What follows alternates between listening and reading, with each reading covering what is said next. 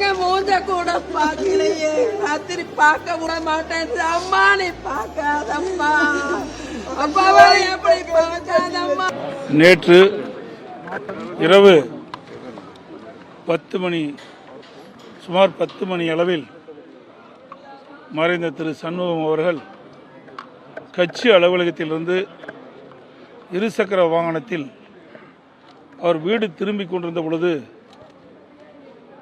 வீட்டுக்கு 1/2 கிலோமீட்டருக்கு தூரத்தில்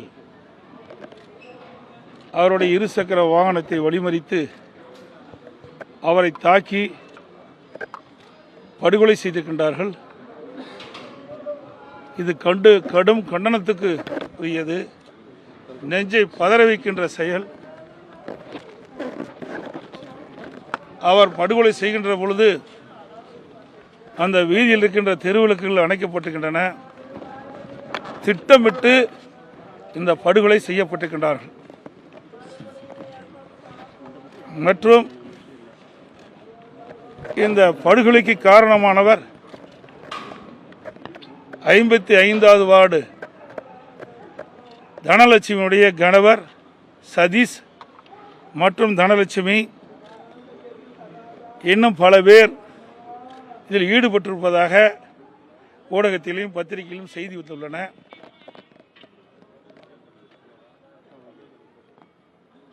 இந்த படுகொலையில் சம்பந்தப்பட்டவர்கள் விசாரணை வளையத்தில் கொண்டு வந்து பல பேர் கைது செய்யப்பட்டிருக்கின்றார்கள். பல பேர் விசாரணையில் இருந்து கொண்டிருக்கிறார்கள். சில பேர் தேடி வருகிறார்கள். ஆக திட்டமிட்டு இந்த கொலையை செய்திருக்கின்றார்கள். விடியா திமுக ஆட்சியில் சட்ட ஒழுங்கு சீர்கெட்டு விட்டது என்று நான் தொடர்ந்து வலியுறுத்தி வருகின்றேன். அந்த அடிப்படையில் எங்களுடைய கழக தூண் அவர் ஆரம்ப காலத்திலிருந்து கழகத்தில் தன்னை இணைத்துக் கொண்டு சிறப்பான முறையில் பணியாற்றியவர். அந்த பகுதியில் இருக்கின்ற மக்களிடத்திலும் தொண்டலிடத்திலும் அன்பாக பழகி நன்மதிப்பை பெற்றவர். கழகத்திற்காக பாடுபட்டவர். எல்லா தேர்தல்களிலும் அர்ப்பணிப்பு உணர்வோடு பணியாற்றி செயல்படக்கூடிய நல்ல தொண்டர். அவர் 2 முறை குண்டலாம்பட்டி மண்டல குழு தலைவராக பொறுப்பேற்று சிறந்த முறையிலே பணியாற்றியவர். அப்படி கழகத்துக்காக உழைத்த கழக தொண்டனை கொடியவர்கள் கொலை செய்து இன்றைய தினம் அவர் குடும்பத்தை நடுத்தருவிலே நிறுத்தியிருக்கிறார்கள். இந்த ஆட்சியில் தொடர் கொலை நடந்து கொண்டே இருக்கின்றது. தினந்தோறும் கொலைகள் நடைபெறாத நாளே கிடையாது. இந்த கொலை குற்றம் செய்தவர்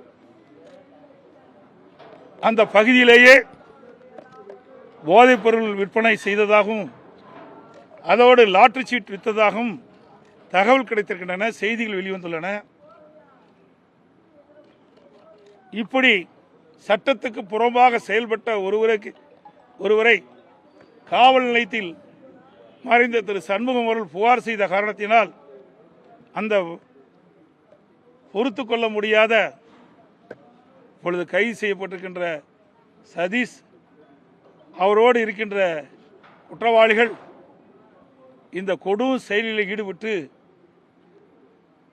திரு சண்முகத்தை படுகொலை செய்திருக்கின்றார்கள். இந்த கொலை குற்றத்தில் ஈடுபட்டுள்ள அனைவரையும் போலீஸ் கைது செய்து உரிய விசாரணை மேற்கொண்டு சட்டப்படி நடவடிக்கை எடுக்க வேண்டும் என்று நான் வலியுறுத்துகிறேன்.